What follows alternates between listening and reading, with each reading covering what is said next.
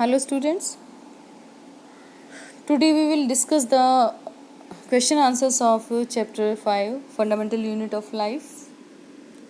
So there is a first question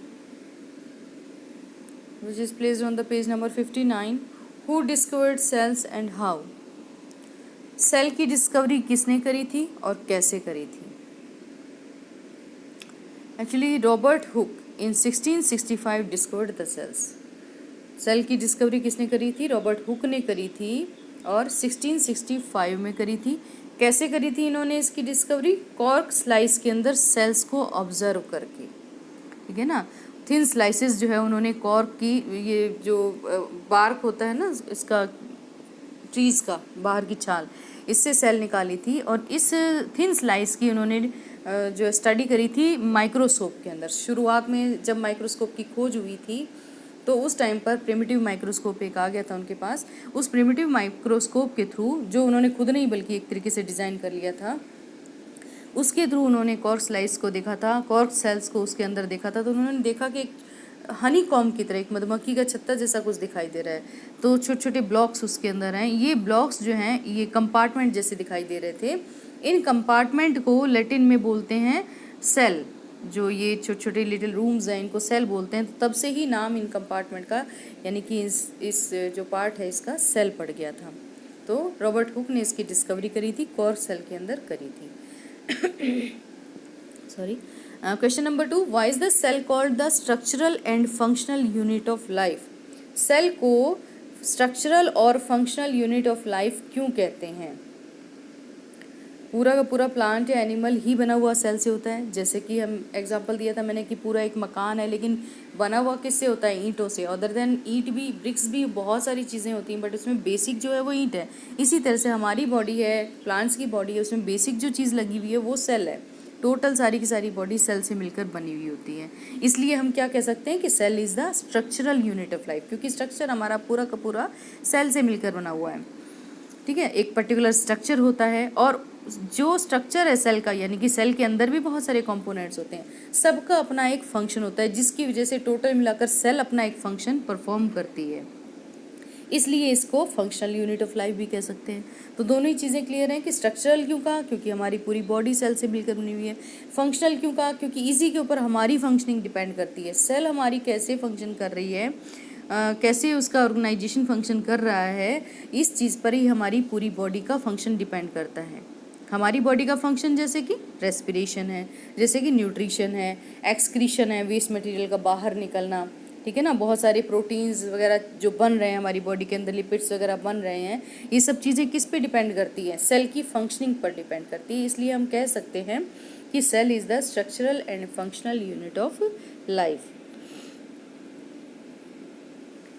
अब आ जाइए नेक्स्ट पेज नंबर 61 के क्वेश्चन आंसर्स पे. इसमें फर्स्ट क्वेश्चन है, how do substances like CO2 and water move in and out of the cell? Discuss. CO2 और water कैसे cell के अंदर और बाहर मूवमेंट करते रहते हैं, इसके बारे में बताना है आपको. कैसे मूवमेंट करेंगे? सेल के बाहर एक मेम्ब्रेन होती है जिसे हम क्या कहते हैं? सेल मेम्ब्रेन या प्लाज्मा मेम्ब्रेन. सेल मेम्ब्रेन या प्लाज्मा मेम्ब्रेन एक सिलेक्टिवली परमिएबल मेम्ब्रेन है जिसके थ्रू कुछ मटेरियल अंदर या बाहर सेल के आ जा सकता है. इस तरह से ये मूवमेंट करते हैं. लेकिन मूवमेंट के लिए बेसिकली दो प्रोसेसेस होती हैं जो आप लोग पढ़ चुके हैं, डिफ्यूज़न और ऑस्मोसिस. तो यहाँ आपसे क्वेश्चन में पूछा गया है कि how do substances like CO2 and water move. दोनों चीज़ों के बारे में बताना है आपको कि CO2 कैसे मूव कर रहा है और वाटर कैसे मूव कर रहा है सेल के अंदर और बाहर. सबसे पहले हम बात करते हैं CO2 की. CO2 कैसे मूव करेगा? By the process of diffusion. CO2 moves in and out of the cells by the process of diffusion. Diffusion का मतलब क्या हुआ? The movement of molecules from higher concentration to lower concentration across the cell membrane. Diffusion और osmosis बिल्कुल एक जैसा case है.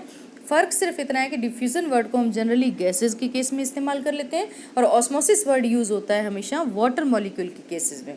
तो डिफ्यूज़न CO2 का कैसे हो रहा है कि सेल के बाहर या अंदर जहाँ भी हायर कंसनट्रेशन है उधर से लोअर कंसनट्रेशन की तरफ जाएगा. और किसके थ्रू जाएगा? सेल मेम्ब्रेन के थ्रू. ये डिफ्यूज़न हो गया कार्बन डाइऑक्साइड का. अब हम बात करेंगे वाटर के मूवमेंट की. वाटर मूवमेंट कैसे कर रहा है?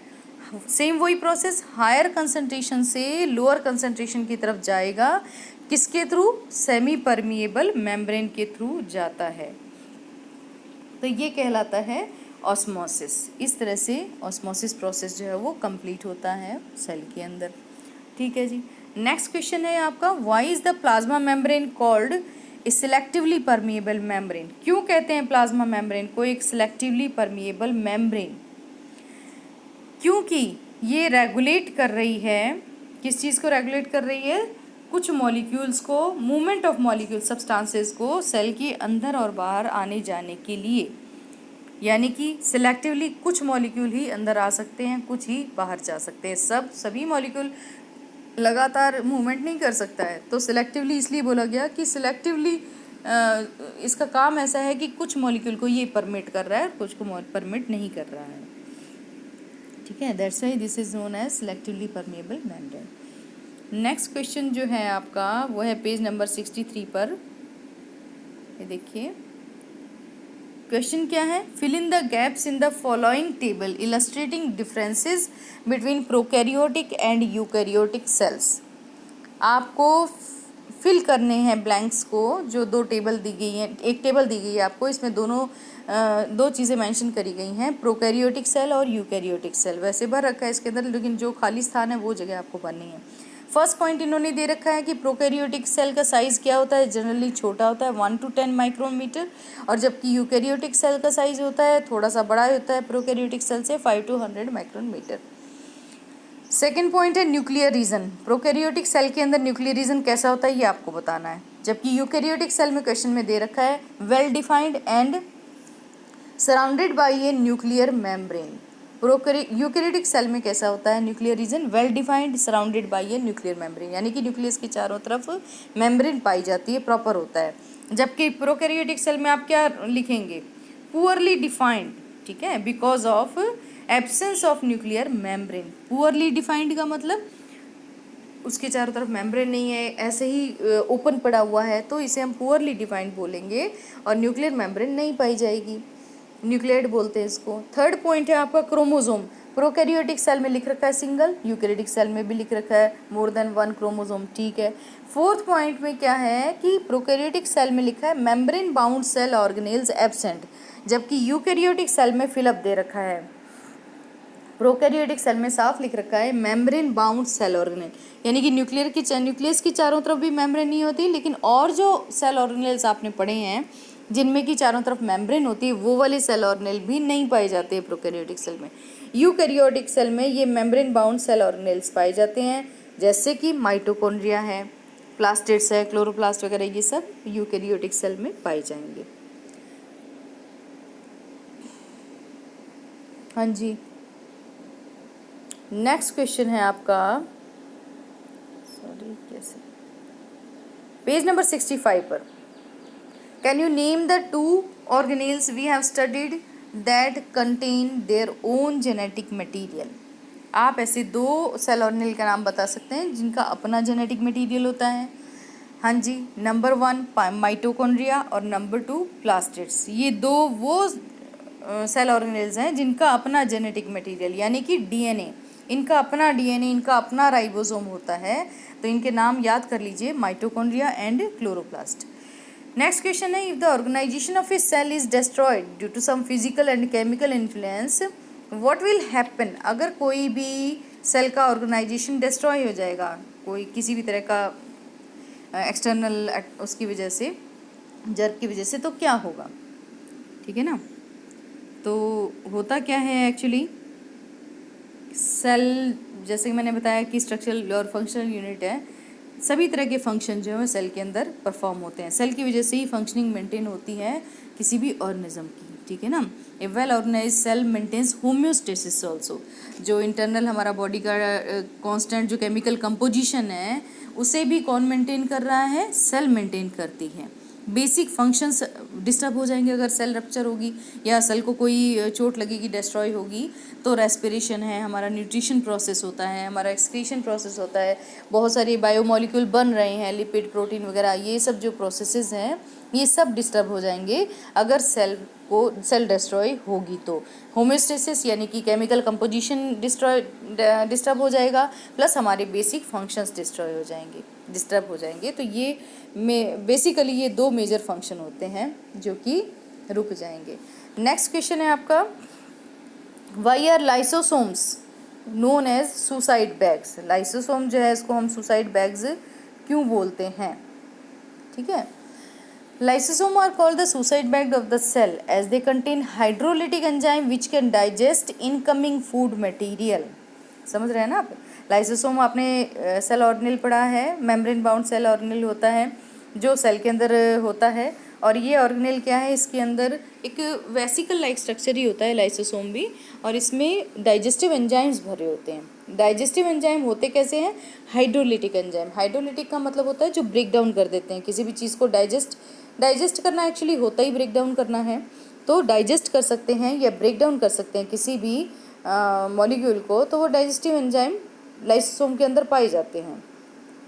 ठीक है, जैसे कोई भी बाहर से फॉरेन पार्टिकल आया है, कोई बैक्टीरिया वगैरह भी आ गया है, या कोई फूड पार्टिकल भी अगर सेल के अंदर एंटर कर गया है, तो लाइसोसोम क्या काम करता है? उसको ब्रेक डाउन करता है।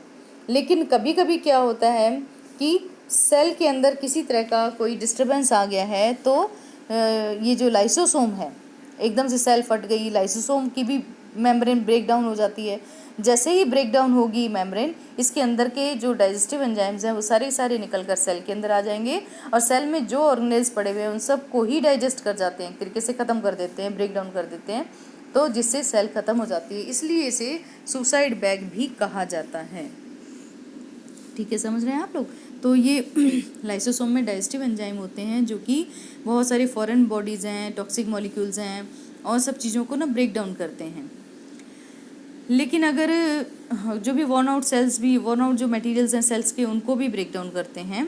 लेकिन कभी कभी क्या होता है कि सेल में किसी तरह का कोई प्रॉब्लम आ गई है, सेल डिस्ट्रॉय हो गई है, तो उस केस में मान लीजिए लाइसोसोम की भी मेम्ब्रेन रप्चर हो गई है, तो डाइजेस्टिव एंजाइम निकल कर बाहर आ जाएगा और सेल के अंदर के जितने भी कंपोनेंट्स हैं, सेल ऑर्गेनेल वगैरह, उन सबको डाइजेस्ट कर जाता है। इस केस में इसे सुसाइडल बैग कहा जाता है। लास्ट क्वेश्चन है आपका, where are protein synthesized in the cells. ये अभी आपने पढ़ा था चैप्टर के अंदर, प्रोटीन कहाँ पर बनते हैं सेल के अंदर। राइबोसोम नाम आपने पढ़ा था। राइबोसोम सेल ऑर्गेनेल होता है जो सेल के अंदर पाया जाता है, फ्री फॉर्म में भी पाया जाता है, यानी कि साइटोप्लाज्म में भी पड़ा होता है, और राइबोसोम एंडोप्लाज्मिक रेटिकुलम पर अटैच फॉर्म में भी पाया जाता है, जिसे कि हम रफ एंडोप्लाज्मिक रेटिकुलम बोलते हैं। दोनों ही तरह से पाया जाता है राइबोसोम। छोटी छोटी ग्रैनुलर स्ट्रक्चर होती है जो सेल में फ्री फॉर्म में भी पड़ी होती है और एंडोप्लाज्मिक रेटिकुलम के ऊपर अटैच फॉर्म में भी पड़ी होती है। राइबोसोम ही वो साइड है जहाँ पर कि प्रोटीन का सिंथेसिस होता है, यानी कि प्रोटीन बनता है। ठीक है जी, तो राइबोसोम का प्रोटीन सिंथेसाइज की जो साइट है वो राइबोसोम होती है, जो कि एंडोप्लाज्मिक रेटिकुलम पर अटैच फॉर्म में पाई जाती है और साइटोप्लाज्म में पाई जाती है। So this is the last question of textual exercises. In the next lecture we will discuss the NCERT exercises.